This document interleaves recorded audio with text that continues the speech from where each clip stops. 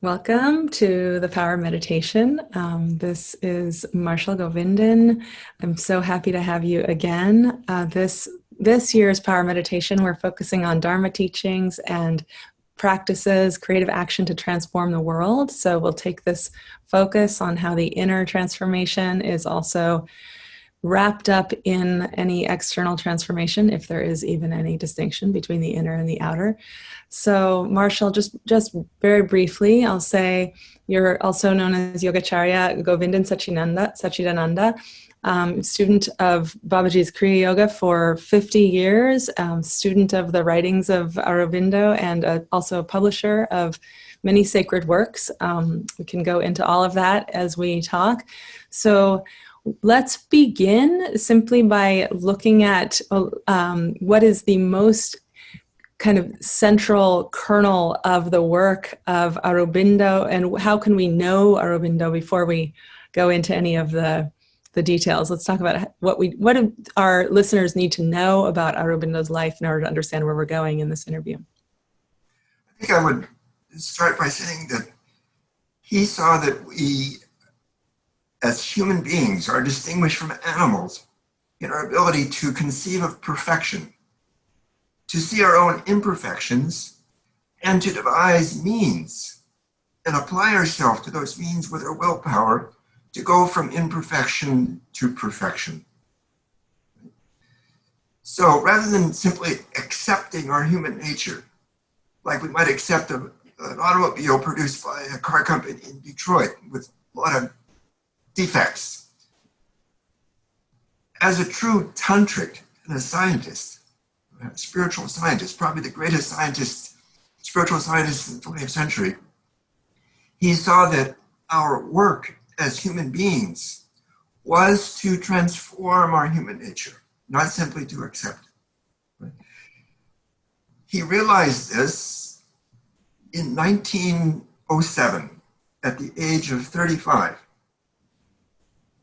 He was born in Bengal. His father was a prominent lawyer who sent him to Cambridge, where he studied. From the age of 5 until the age of 20, he didn't even speak his mother tongue. He was educated to become a member of the civil service in British India. When he came back, he rejected that and became merely a tutor for for the children of one of the princes in India. And then he became a leader of the fledgling independence movement. And for almost 2 decades, he was very much involved in the Indian independence movement. He was arrested, his brother also. He spent a lot of time in jail. And in 1907, he went to a yogi. First time he actually sought out a yogi, and he says, I want to learn yoga, not for renunciation, but for life here in the world. So this Yogi Layla, sat with him for 3 days in a room, and he said, make your mind quiet, go into silence, and if any thoughts come in your mind, throw them away. He did this, and he had a series of very powerful experiences during the next 3 days. He reached what he later referred to as nirvikalpa samadhi, or what we call nirvana. And by all accounts, it had all the characteristics of that.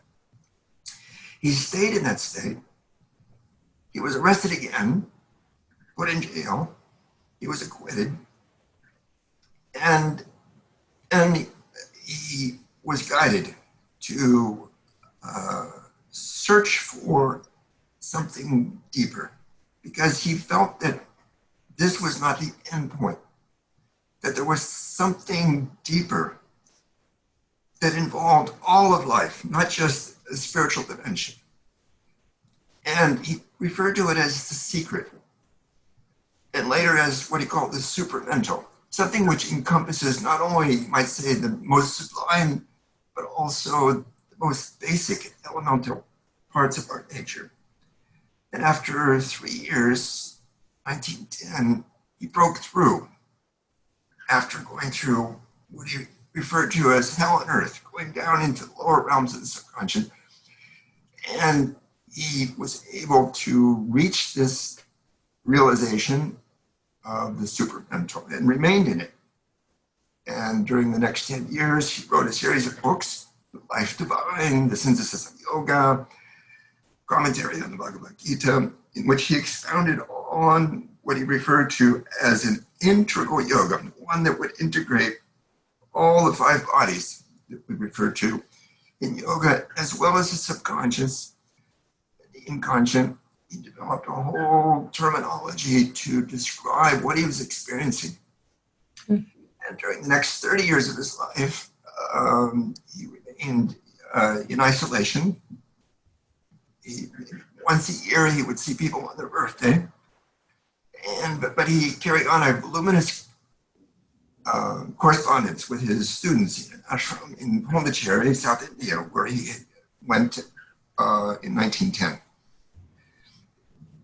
His former colleagues in the British independence movement sought him out there and tried to persuade him to come back and lead the movement for independence from the British. And his reply sort of summarized what he was doing. He said, anyone can manage a revolution against the British Empire. What we need is a revolution against human nature. So this sort of puts in a nutshell what he was trying to do. He realized that human nature, even with its intellect, right, its intellectual capacities, was incapable of resolving the problems which our human nature causes. That we need to evolve into the next stage of our evolution. One in which what he referred to as the supramental would begin to manifest in each of us, beginning with what he referred to as the psychic being, which refers to the voice of our soul. Of course, the word soul in the West has certain connotations. So if you're not happy with that word, you could simply refer to it, as he did, as the secret heart, or the delegate of the divine. That part of you which knows. It's also referred to in classical literature, in Yoga Sutras, for example, as Ishvara, the special self, which is unaffected by the kleshas, the 5 causes of suffering, which are ignorance of our true identity, egoism, attachment, aversion, fear of death.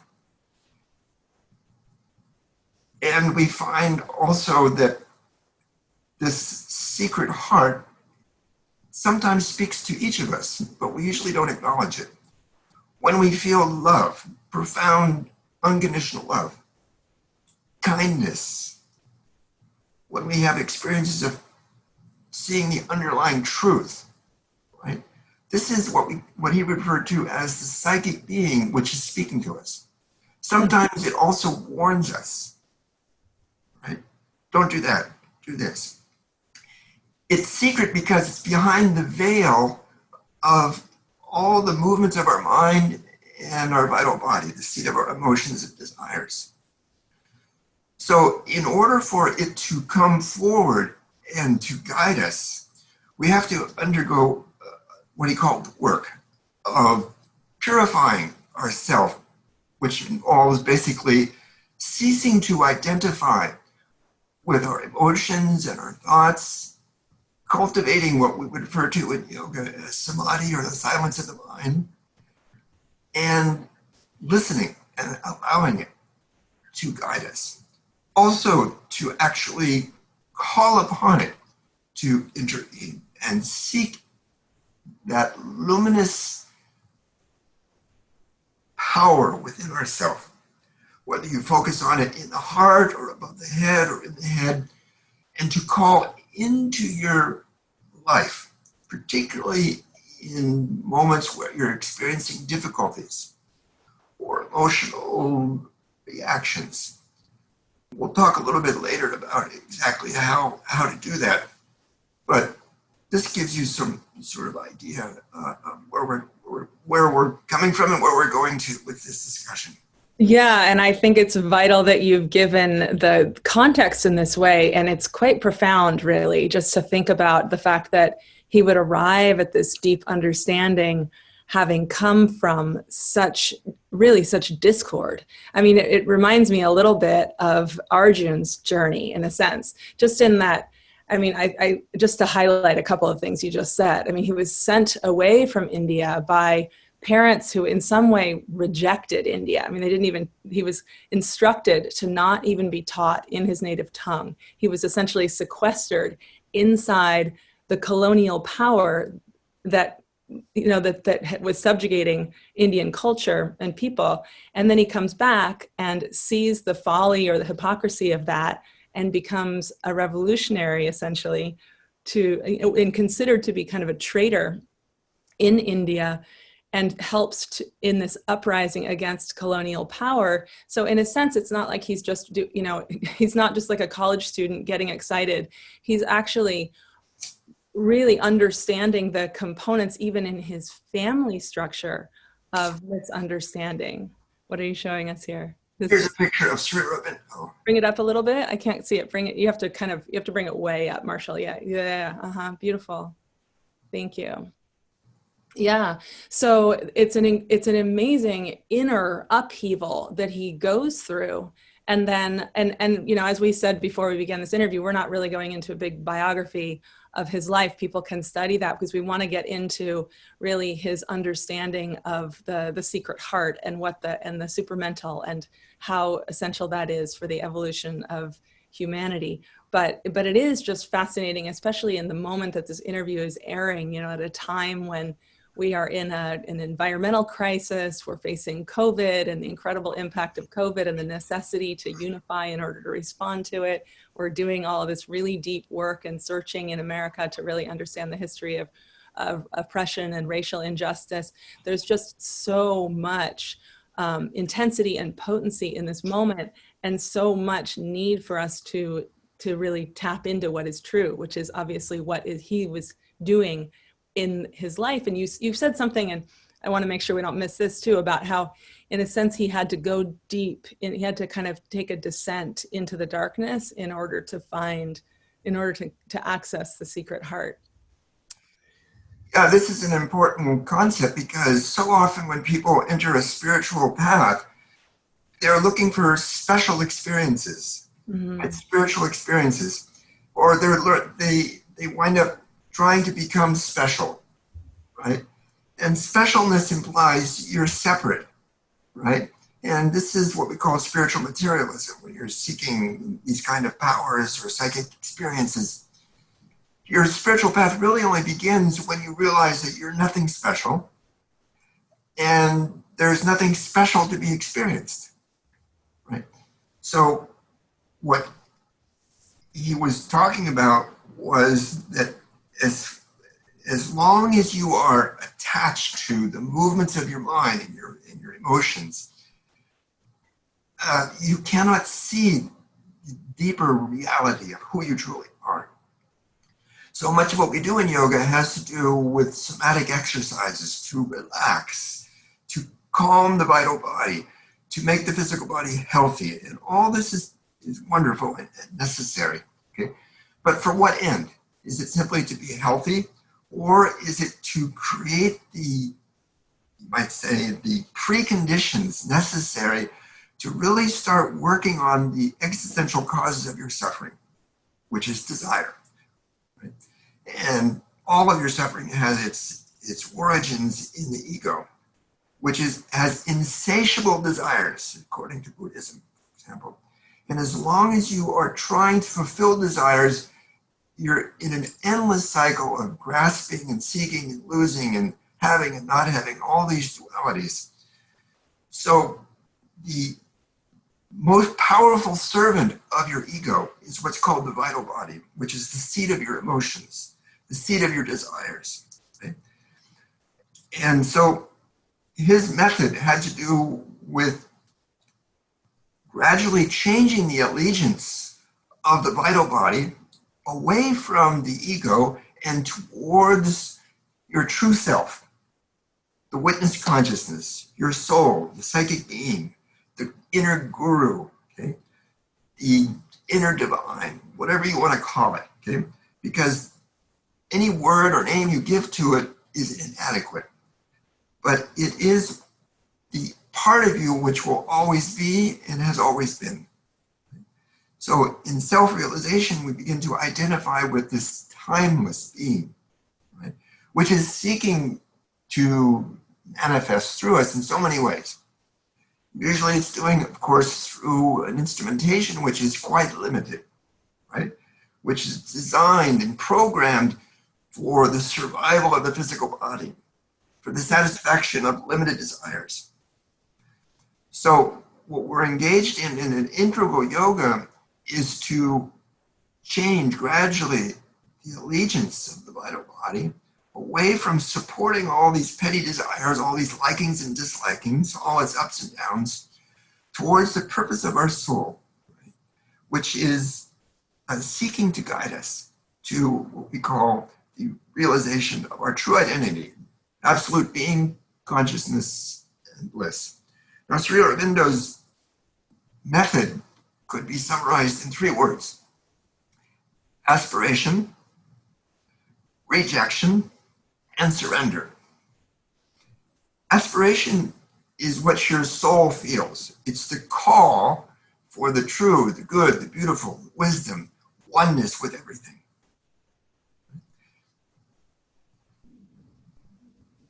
It's the opposite of desire. Mm-hmm. Desire is the call of the ego to consume or possess something which is outside of itself. Aspiration realizes that it's in a prison house of egoism with attachments and aversions and seeks to liberate itself from the perspective of the ego. So to do that, it also needs to apply some effort and to reject what resists that purification, that which promotes ignorance, fear, anger, pride, right? Habitual responses. And finally, to surrender. Surrender the perspective of the ego, that I'm the body, I'm the mind, I'm my little life story, to the perspective of I'm the witness, I am consciousness. It's interesting how there's a bit of a parallel to Icha Shakti, Jnana Shakti, and Kriya Shakti. You know, that at the level of the absolute, the first movement is will. At the level of the relative, the first movement is clutch, desire, grasp. You know, it's like a contracted form of that absolute liberated willingness. And then jnana, this discernment, deep discernment, like at the level of the relative, we in a sense, we need to reject. You know, we have to be able to discern, to understand what is actually in line with aspiration and what's not. And then that surrender, in a sense, is that's the one deepest Kriya. Yeah, I think that these teachings that we've all been familiar with in our study of Kashmir Shaivism and yoga, these are all equally valid from the perspective of Sri Aurobindo. But he was a visionary. So what he was doing was sort of like looking over the next mountain. Where are we heading? And why are we having so much difficulty with our human nature? Can we do something about that? So his last literary work, which he spent 30 years perfecting, was a poem called Savitri. And as you know, a poem can express much more than prose. You know, it's able to bring together so many concepts. It's a wonderful exposition of where we have been in terms of the incarnation out of matter and where we are going. So I think we all need some vision now, both individually and collectively. And fortunately, he provides not only the, might say, a vision of where we're going, but also the means to apply ourselves to that task. As I said in the beginning, we can conceive of perfection, we can see our imperfections, and then we can apply ourselves to bridging the gap, to filling in, to going over the bridge. Yeah, I mean, that is clearly the hardest thing for humans. We in so many instances, we can see what needs to be done, but actually pulling ourselves out of our unconsciousness and pulling ourselves out of our habits, our negative karmas, whatever you want to call them, the emotions that obscure the path. It's the hardest work. So he had method. His method is scattered throughout his writings. So this is why I appreciated so much Mukherjee's book, because he was for more than 50 years, he was a disciple of Aurobindo. And for the last 25 years of his life, he was a director of their Center of Education at the ashram. And he was an engineer by training. So what he did was he took the writings of Sri Aurobindo and he put it into, you might say, a manual, a method. And nobody had ever done this before, and I was so thrilled when I saw it. And I have been distributing it ever since, and having it translated and published. So I have to say, perhaps, that one of the things which has been a little disappointing for me is my suspicion that so few of Aurobindo's disciples and students have been able to apply themselves to the method in his teachings. And it's understandable in the sense that we all bring so much baggage. Mm-hmm. And so if you go to the Sri Aurobindo ashram today, you'll see more than 1,000 people who live there. And they're all engaged in, you might say, karma yoga, a lot of creative activities. I can't judge any individual, but the ashram itself does not promote any teachers. There are no lectures. The books are there, the literature's there. And it's really up to the individual himself to apply them, to read the books and to study them. Okay? And there are, in the United States, of course, a very prominent organization called California Institute of Integral Studies in San Francisco, which was founded by a Dr. Chowdhury, who was a disciple of Sri Aurobindo. And there is the Sri Aurobindo Center in Los Angeles, which founded as the East-West Center by Dr. Judith Tyberg. She was the first person the first disciple of Aurobindo with a mother that actually met in 1970 when I organized Parliament of World Religions and Yoga at UCLA. And I went to her center, and she had founded this in 1947. At the age of 45, she had been born in Point Loma in California, and her parents were theosophists. She became a Sanskrit scholar. She went to Benares Hindu University to study, further her studies, and she was looking to understand the Vedas in a more profound way, other than what Western scholars had found. And she was someone there told her about Sri Aurobindo, and she went to see him and found in his book, The Secret of the Veda, this teaching, which I've shared with you a little bit. So there have been a few individuals who've come to the West, but they tend to be academics. And one of the things which my teacher did, aside from turning on to Sri Aurobindo, was he taught me what's called Kriya Yoga, which was a tradition which he had learned from his teacher, which comes from South India. And it's part of what's called the 18 Siddha tradition. Most people have heard of Yogananda, Paramahansa Yogananda and his Kriya Yoga. And he came from one branch of this tradition, which had its roots in Bengal, and to my mind took a particular direction, which had to do with renunciation of the world in the Vedanta tradition. And there's a whole reason for that, which I don't really want to get into, but the tradition I came from, the Siddha tradition in South India, was what Sri Aurobindo was talking about. So when I wrote my first book in 1990, about the 18 Siddha Kriya Yoga tradition, I went to the Sri Aurobindo ashram to find out whether Sri Aurobindo had ever talked about the Siddhas. Tirumular, Boganathar, Ramalinga, who were these famous household names in South India. And I found one individual who was a scholar, who was actually the auditor for the ashram. His name was Tulsi Ram, and he had written a huge 2-volume, 1,200-page exposition on exactly the question I had posed. And he found that Aurobindo and the mother had both indicated that Ramalinga and the Siddhas had reached the supramental level.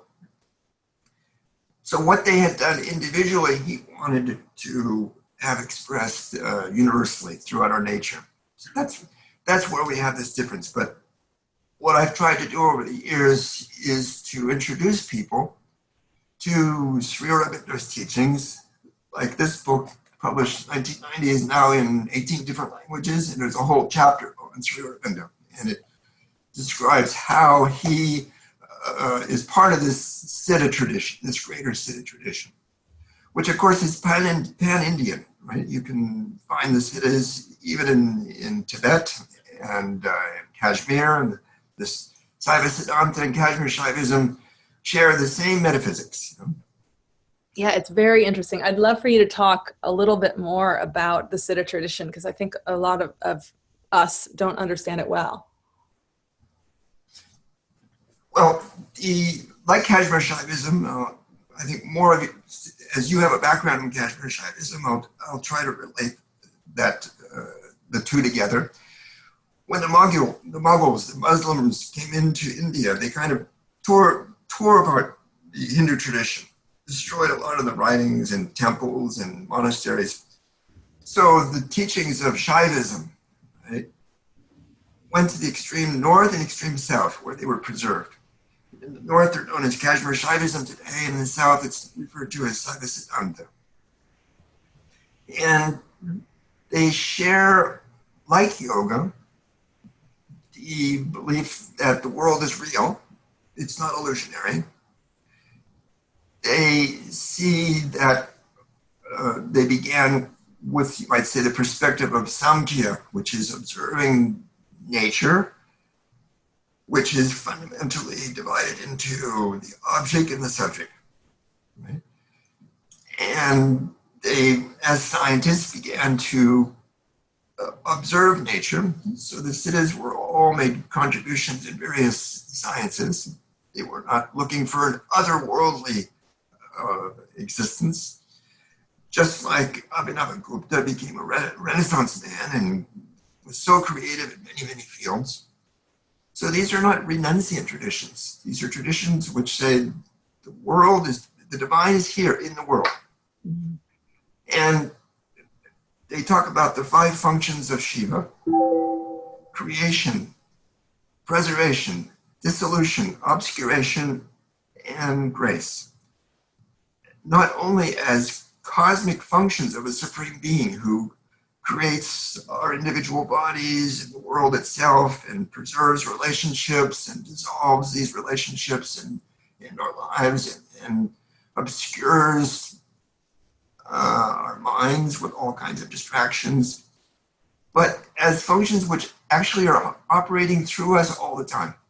Mm-hmm. That we create, that we preserve, that individually we also dissolve things, relationships, experiences, and new ones begin. And we also have so much obscuration in our mind. And the final one, grace, also operates when we have moments of clarity. For example, in deep states of meditation, we see through the cloud of obscuration of our emotions. So what I'm trying to say is that the Siddha tradition, which is common to Kashmir Shaivism, to even Tibetan Buddhism to some extent, and the South Indian tradition, is not otherworldly. Mm-hmm. When I first went to India in 1972,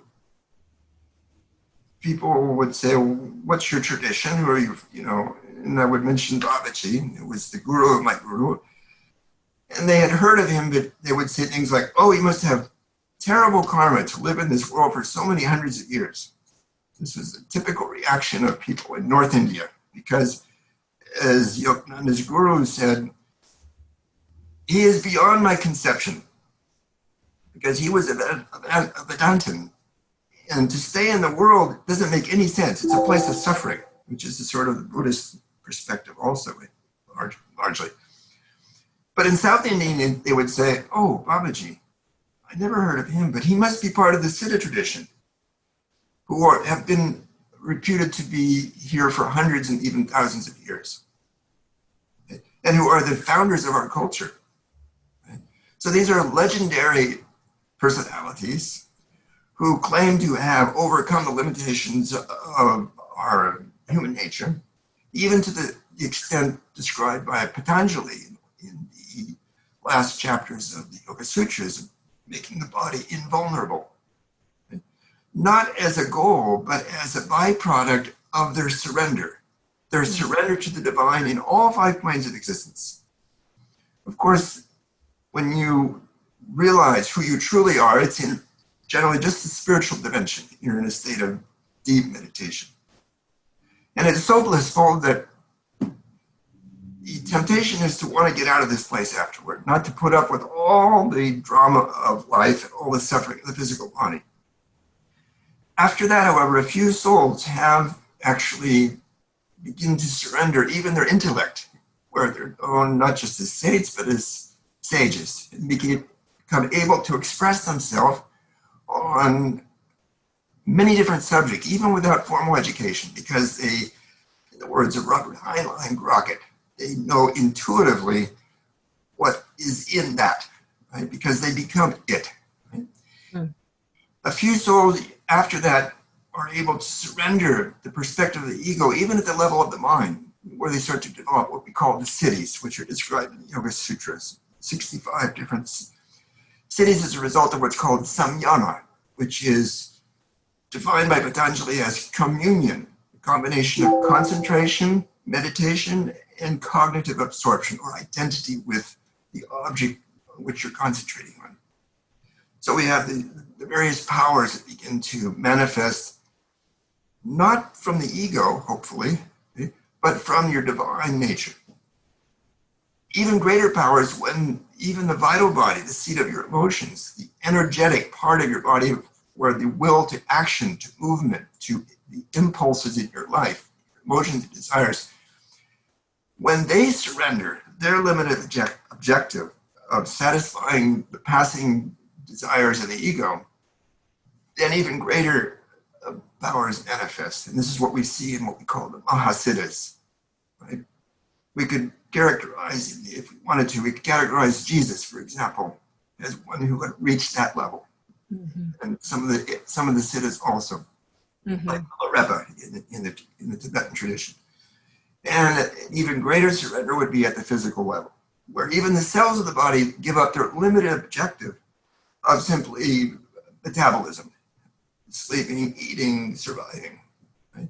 And surrender to this luminous power of absolute being, consciousness, and bliss. And this is what we find in the examples, probably most recently, of Ramalinga, who was this very famous personage in Tamil Nadu in the last century, who left without leaving any trace of his physical body. When he became disappointed in his students, he said, "You're not listening to me, so I'm going to go in this room and I'm going to disappear and you'll never see me again." And that's what happened. So, rainbow light body postulated. Yeah, but apparently he only sort of made himself invisible, because he does appear from time to time again in that place. I know of people who have actually seen him appear there. So, of course, this potential that we have as human beings is far beyond our ability to even relate to. And so the Siddhas, they don't promote their own personage. They're not interested in being your savior. What they do emphasize, however, is that the teachings themselves are the guru, are the source of guidance and wisdom. And typically they would share these through various techniques of practice. So for example, in the classical tradition of yoga, it's not the literature that's important. The Patanjali Yoga Sutras is just sort of like crib notes. What's important is you actually practice the Eightfold Path, and then what Patanjali calls Kriya Yoga, which is intense, constant practice of detachment from the identification with what you're not, self-study, which is in the higher self and the lower self, and surrender of the perspective of the ego to the perspective of your witness self, soul. So this intense practice brings about self-realization, and ultimately it can begin to transform you at each level. So this is a long process. It's not something which is accessible, you might say, in its deepest sense to everyone, but everyone can, I think, use this, you might say, roadmap or this reference as a guide to why should I even be in this world, and what are the choices that I'm going to make in my life here, which will support me in this process. Right? We have a kind of difficulty in the West with spirituality. We tend to think of it as not for me, right? And so, we're so much involved with the world and our families and our responsibilities. There's all these conflicts. And spirituality becomes more like, something either I'm going to try to escape and go to a monastery, but I can't do that, that's too hard. Or it's like a band-aid, we do it for a few minutes in the morning and the evening, and we feel conflicted about it. How can I, So what we really need is a yoga or an approach that allows us to integrate our material life with our spiritual aspirations. And that's why I'm so enthusiastic about the teachings of Sri Aurobindo, because he doesn't posit a kind of schizophrenia between your spiritual life and everything else, and which is what we find in religion so often. There's one thing that you could say Eastern religions and Western religions, by and large, share. If you're in a Western religion, you want to go to heaven, right? And if you're in an Eastern religion, you don't want to reincarnate here. What they all share is they don't want to be here in the world. It's like it's like a person who checks into a hotel room, make a mess, and check out and leave it for the next generation to clean up. Yeah. Let the maid clean it up. So this is the great indictment that activists and social activists have about religion and spiritual people, that they don't give a damn about the world. They just want to go to some otherworldly place. They're waiting for Armageddon. They're waiting for the apocalypse. They want liberation in a very narrow sense of liberation from the cycle of rebirth. So where does that leave us in our human nature? Where does this leave us in this very precious planet? So this is why I think that Sri Aurobindo offers a unique approach, which is vast and profound. Very beyond dogma and rooted deeply in self-inquiry and curiosity, which even for those who are not drawn to spiritual practice, or as you say, who have indicted it as an escapist route, if you really devote yourself to looking at the mind, there's even at the beginner stages of the path, which is where I feel like I am, there's so much more spaciousness in living, and then almost so much more kind of capacity to stay engaged in what's happening here. So I encourage people to dive deeper into this work. And I wonder if you could just tell us a little bit about your free gift and how it relates to what we've been talking about today. So people will get a link in their daily email to your ebook, which is called Opposite Doing, the 5 Yogic Keys to Good Relationships. So could you just give us a few words about that? Yeah, the word dharma, which is part of the subject matter of this, is defined in the yogic tradition as the first of 8 limbs, known as the yamas, the 5 yamas. And the word yama actually comes from the word for the Lord of Death. Okay? And it's referring to, in this context, to death to the ego. Right? The yamas are the social restraints, and what I have referred to as the 5 yogic keys to good relationships. So they are things which can govern and help us to avoid the suffering inherent in our social relationships. The first one is ahimsa, right? Which is, in the negative sense, avoiding hurting other people. In the positive sense, it's being kind, right? Truthfulness, not exaggerating, right? And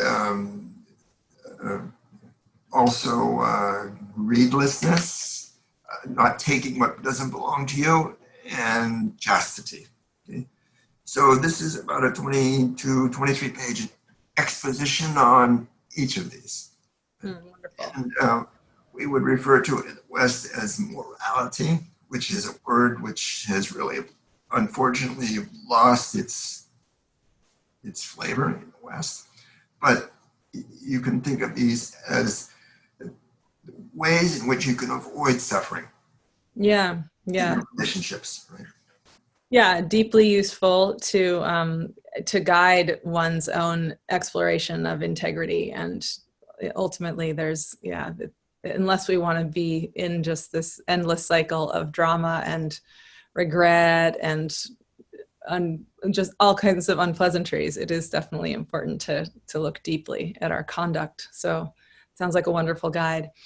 Thank you so much. It's been a pleasure, as always, to get to connect with you. Appreciate your work so much, and I hope that people will avail themselves of your free gift and go deeper into your studies. You serve a huge community of people, and when we're not all on lockdown, many retreats are available, and so we'll make sure people have access to the URLs to look up the rest of your work as well.